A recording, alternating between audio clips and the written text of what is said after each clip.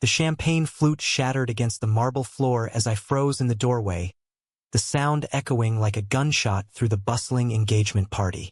My fiancé, Mark, was locked in a kiss with my younger brother, Ethan. Right there in the dimly lit study of our family home in suburban Chicago.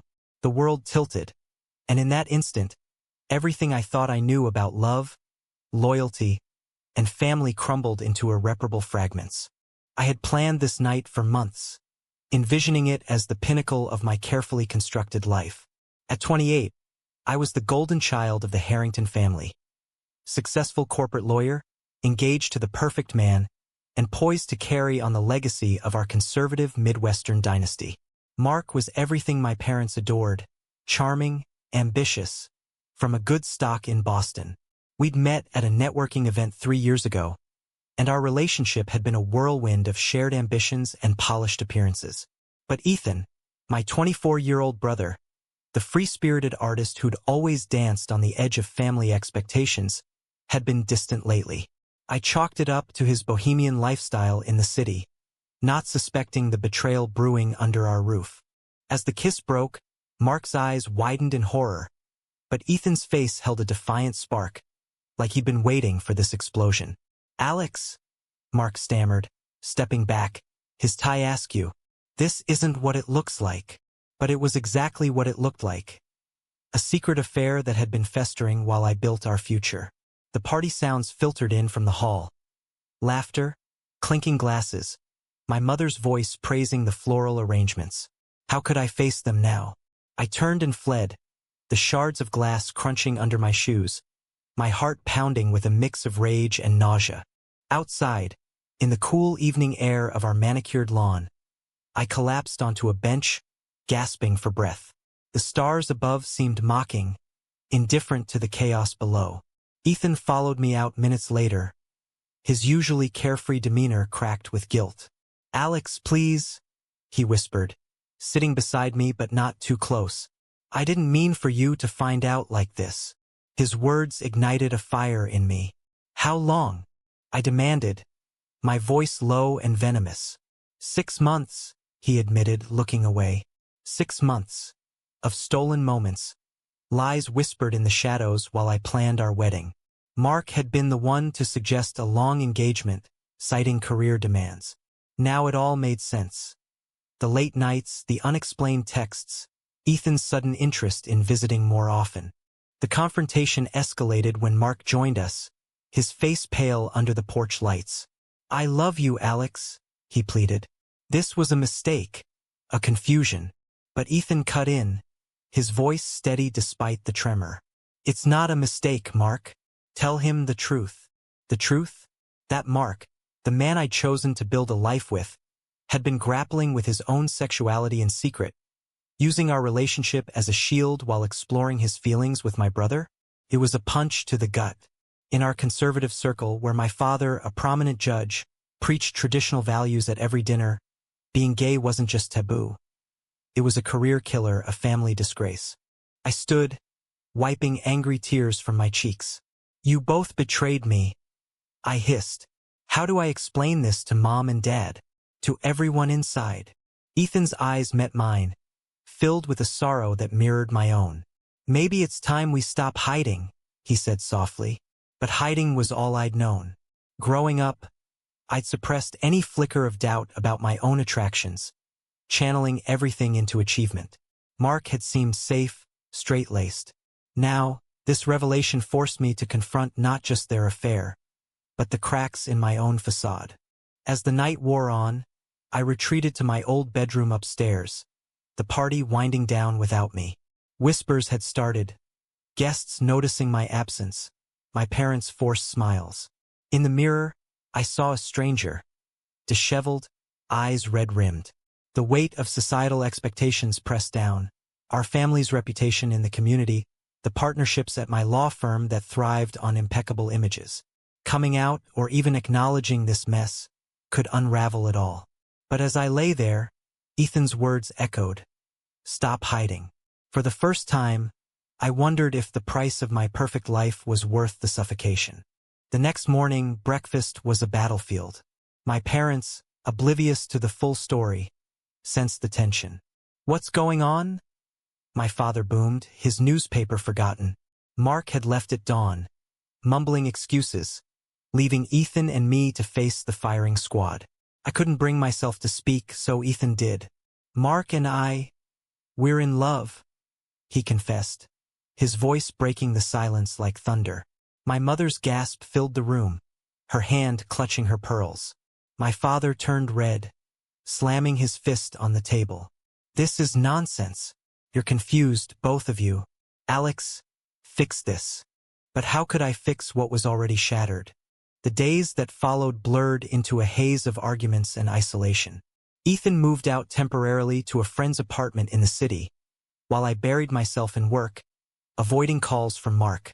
Yet, the internal storm raged, jealousy twisted with an unwelcome empathy. Hadn't I felt similar pulls in college, quickly dismissed? Society's lens had shaped us all, Ethan rebelling against it, Mark hiding within it, me conforming to it. The mouth-wan Dao Duk gnawed at me. Was their love wrong because of the betrayal, or because it challenged everything I'd been taught?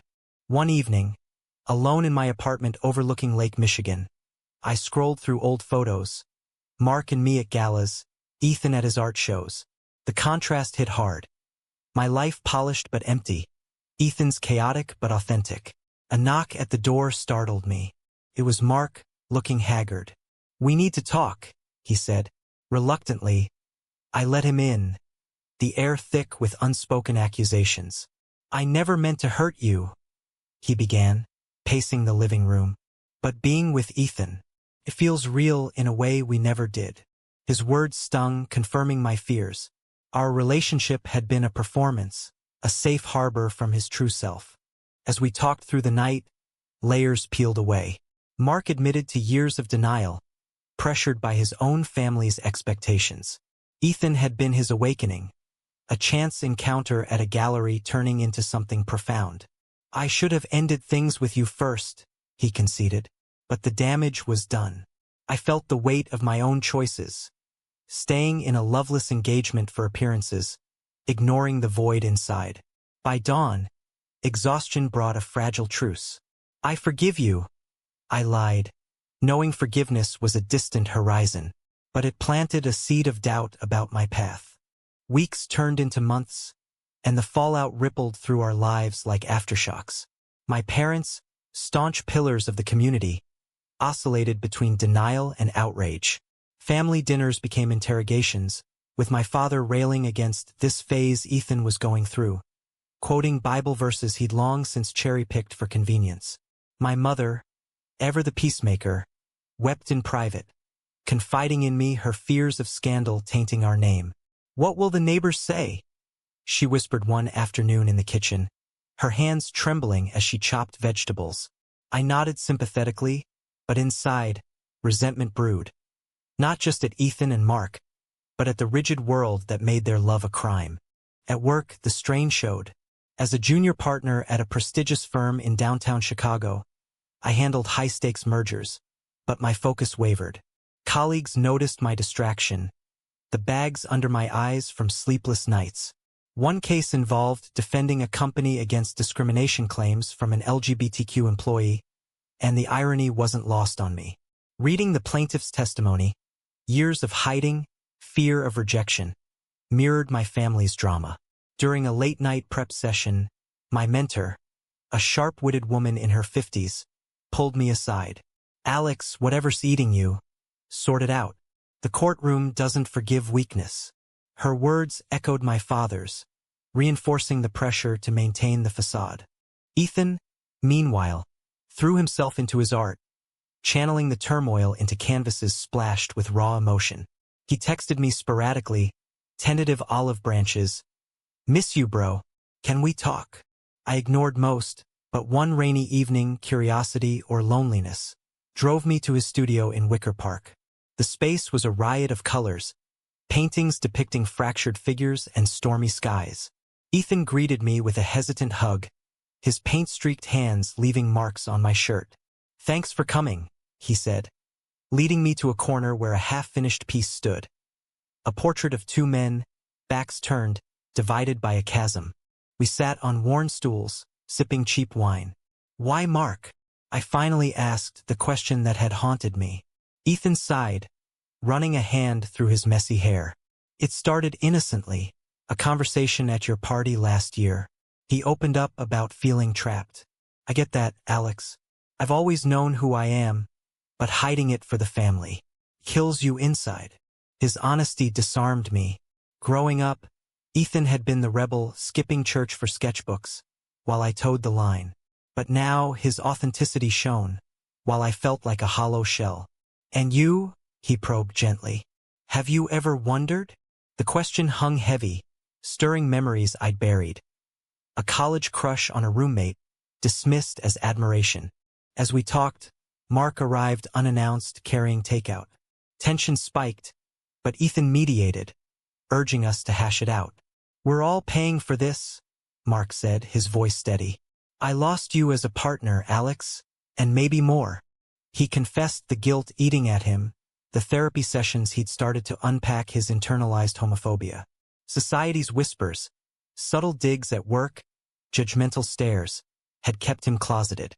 Listening, my anger softened into understanding, but not absolution.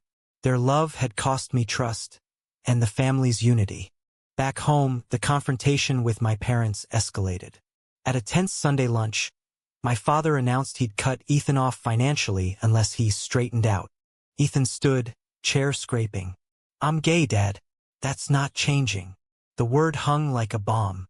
My mother burst into tears, and my father stormed out. In the aftermath, I found myself defending Ethan for the first time.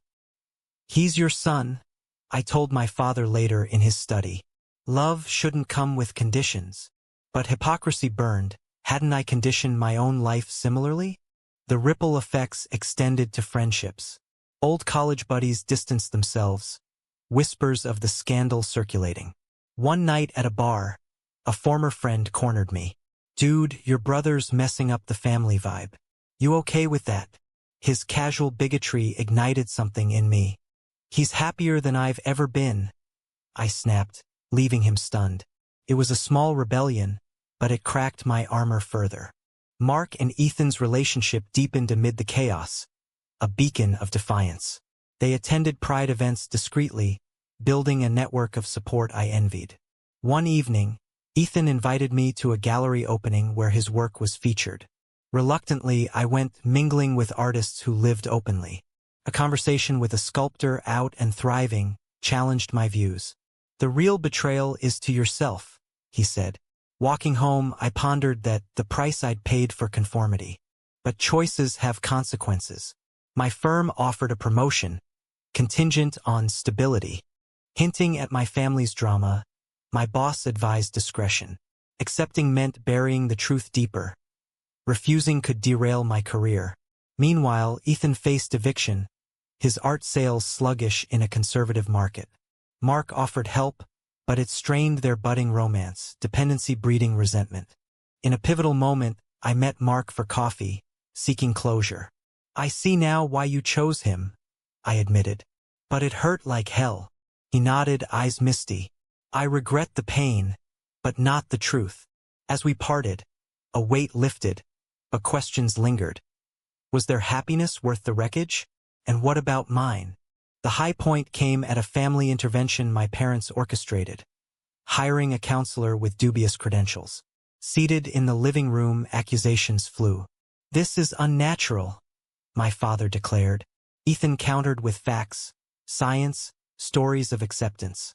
I remained silent too long, then exploded. "Enough. If love is wrong because it's not what you expect, then maybe your expectations are the problem." The room fell silent, my words a turning point. The intervention's aftermath fractured us further, but it also sparked unlikely alliances. My mother, always the quiet force, began questioning her beliefs. Late one night, she knocked on my door, a stack of books in hand, titles on LGBTQ rights and family dynamics. "I don't understand it all," she admitted, sitting on my couch. "But I love Ethan. And you." Her vulnerability moved me. For years, she deferred to my father, but now cracks showed in that submission. We talked until dawn, her sharing stories of her own youthful rebellions suppressed for marriage. It humanized her, revealing the societal chains binding us all. My father, however, doubled down. He withdrew support from Ethan's education fund, citing moral grounds. Ethan, resilient, took a barista job while hustling commissions. "It's freeing," he told me over phone, but his voice betrayed exhaustion. Mark stepped in, offering his apartment as a haven, but cohabitation amplified tensions. Jealousies surfaced. Mark's lingering guilt toward me, Ethan's fear of being a rebound. One argument I overheard during a visit escalated. "You still dream about Alex's life," Ethan accused. Mark denied it, but the seed of doubt grew. Professionally, I hit a wall. The promotion loomed, but a key client, a conservative conglomerate, caught wind of the family issues through gossip. In a meeting, the CEO probed subtly, "We value traditional partnerships." The implication was clear: conform or lose the account. That night, staring at the city skyline, I weighed the cost. A corner office versus integrity. Memories flooded, childhood sermons on righteousness, yet here I was, complicit in hypocrisy. A turning point came via an unexpected encounter. At a legal conference in New York, I met Jordan, a fellow attorney openly gay and unapologetic. Over drinks, he shared his coming-out story. Losing family but gaining freedom. "The pain fades," he said, his confidence magnetic. For the first time, attraction stirred, not just physical but to his authenticity. We exchanged numbers, a spark igniting questions I'd long ignored. Back in Chicago, texts with Jordan became a lifeline, challenging my self-denial. Ethan and Mark's relationship hit turbulence. A public outing at a festival led to a confrontation with old friends who spewed slurs. Mark, still half-closeted at work, panicked, suggesting they cool off. "I can't lose everything," he confessed to Ethan. The betrayal echoed my own pain. Mark prioritizing image over love. Ethan called me in tears. "Is this what it feels like?" he asked. Empathizing, I drove over, finding him shattered. "Love shouldn't require sacrifice like this," I said, hugging him. But did it? Society demanded it from us. Reconciliation attempts with my father failed. At a golf outing he insisted on, he lectured, "Fix your brother, or he'll drag us down." Anger boiled over. "Maybe we're the ones holding him back," I retorted. He walked away, silence stretching between us. My mother mediated, arranging a neutral dinner. Tension simmered as Ethan arrived with Mark, hands clasped defiantly. My father glowered, but my mother engaged, asking about Mark's job. Small talk cracked the ice, but underlying judgments lingered. Internally, my turmoil peaked. Dreams plagued me, kissing Jordan, then facing family scorn. Waking sweat-drenched, I realized suppression was killing me.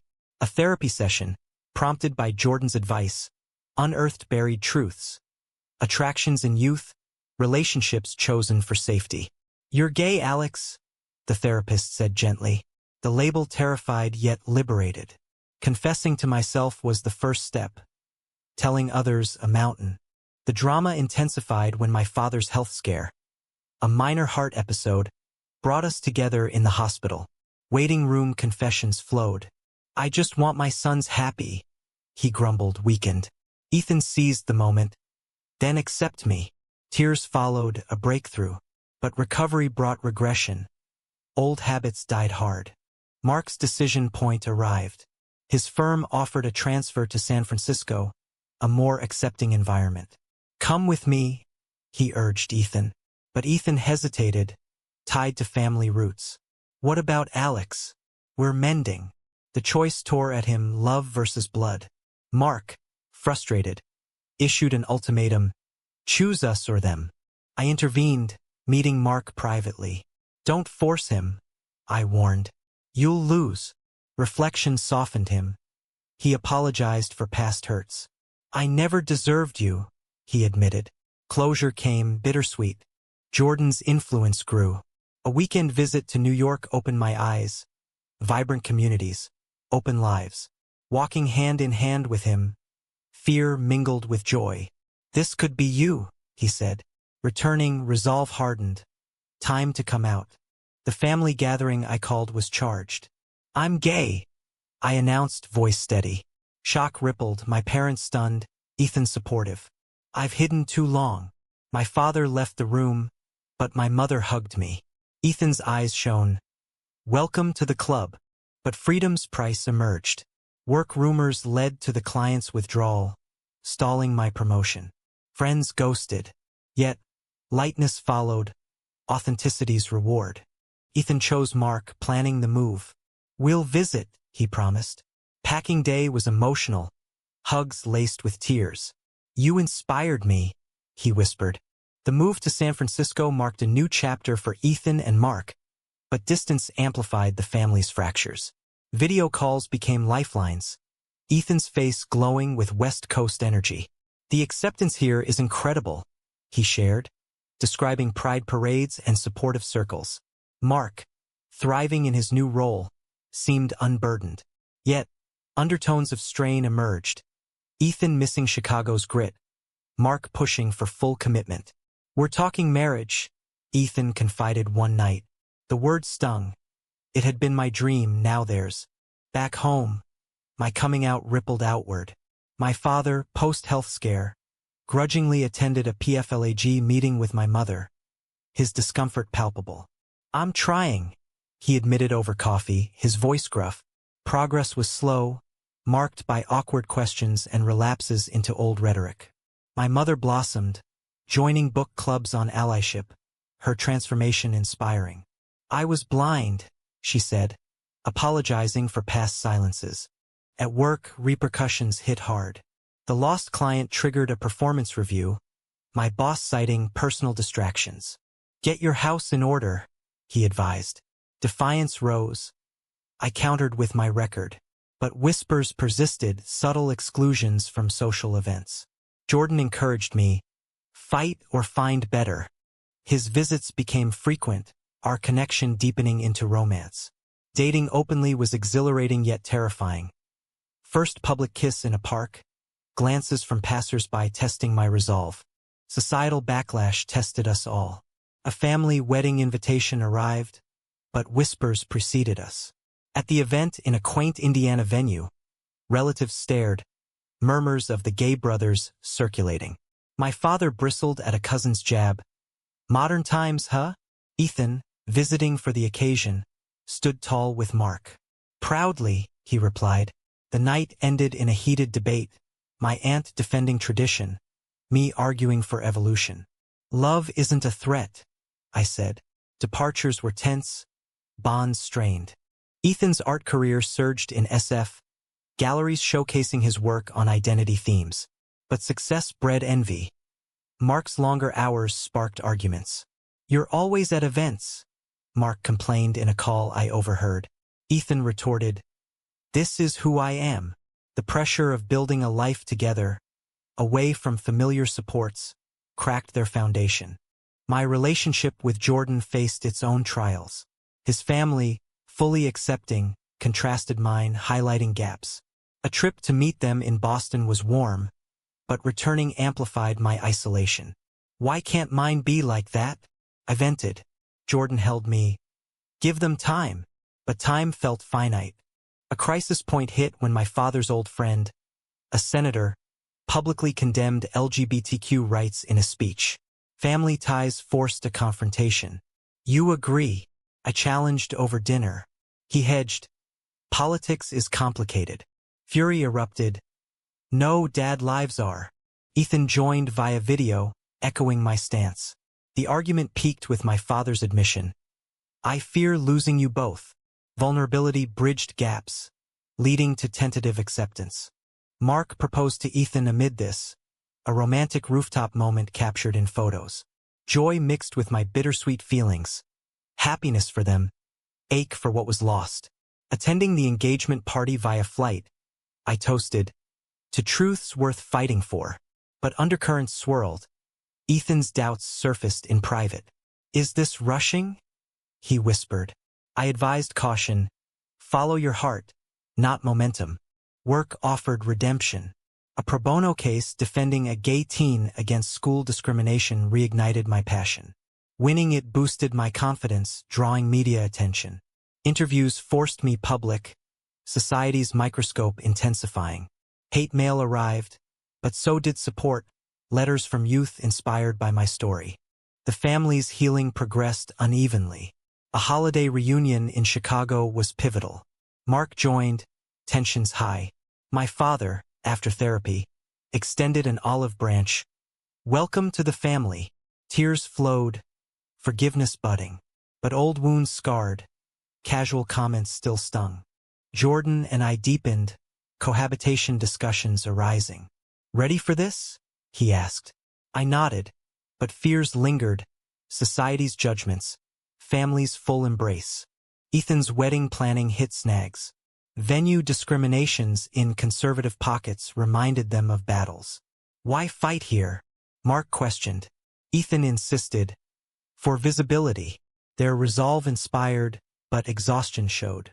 In a moment of reflection, I visited Ethan's old studio, now mine for solace. Paintings evoked our journey, betrayal to brotherhood. We've paid dearly, I murmured. The climax built as my father's past surfaced. A youthful indiscretion, a same-sex fling buried deep. Confessing in a family session, he broke. I hid too.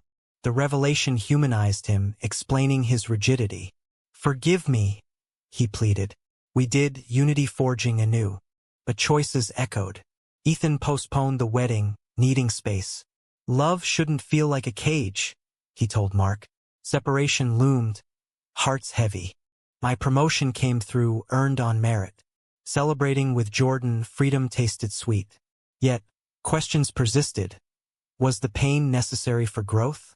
As Ethan and Mark navigated their separation, the distance allowed breathing room, but it also exposed raw vulnerabilities. Ethan returned to Chicago temporarily, crashing at my place, his bags a metaphor for unpacked emotions. I thought we had it all. He confessed one sleepless night on the balcony, city lights twinkling below. Mark remained in SF, their calls laced with longing and regret. The breakup wasn't explosive but a slow unraveling. Differing paces in embracing their identities clashing with life's demands.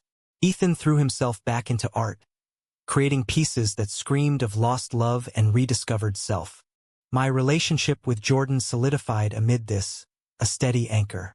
We moved in together, a cozy apartment in Lincoln Park symbolizing commitment.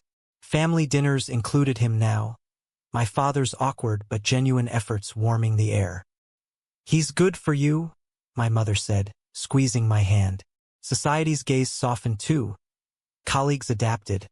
Clients respected my advocacy work. But scars remained. A derogatory comment at a networking event reminded me progress was uneven. Ethan's return sparked family therapy sessions, delving deeper into generational traumas. My father's revelations opened floodgates, stories of suppressed desires in a less forgiving era. I projected my fears onto you, he admitted, voice cracking. Ethan and I listened, empathy replacing resentment. Healing wasn't linear. Setbacks occurred, like when a relative cut ties, citing moral differences. But we rallied, our bond stronger. Professionally, Ethan landed a major exhibit, themed around queer resilience. The opening night drew crowds, including Mark, who flew in unexpectedly. Tension crackled as they reunited in a corner, words hushed but intense. I miss us, Mark said. Ethan hesitated. But at what cost? The night ended unresolved, a dance of what-ifs. My advocacy escalated. I spoke at events, sharing our story anonymized. Responses varied. Applause from allies, backlash from traditionalists. One email from a struggling teen moved me. Your truth saved me. The impact outweighed the hate, reinforcing my choices. As seasons changed, Ethan and Mark reconciled tentatively, opting for long distance with therapy. We're rewriting our rules, Ethan shared. Their journey mirrored mine, trial by fire forging authenticity. The family's transformation culminated in a backyard barbecue, echoes of that fateful engagement party. Laughter filled the air, Mark included, my father grilling with uncharacteristic ease. Jordan fit seamlessly, debates turning constructive. Yet, under the surface, the costs tallied. Lost friendships, career hurdles, emotional tolls.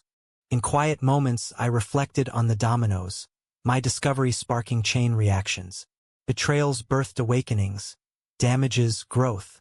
Ethan's art sold out, funding independence. My father's softened stance mended community ties. But perfection eluded. A societal shift loomed with elections, rights under threat. We volunteered, fighting for broader change. This isn't just our story, Jordan noted. As the sun set on that gathering, peace settled. We'd paid dearly. Trust shattered, illusions stripped, but emerged truer. Was the pursuit of authentic love worth the destruction of long-held family illusions? Or should hidden truths remain buried to preserve fragile peace?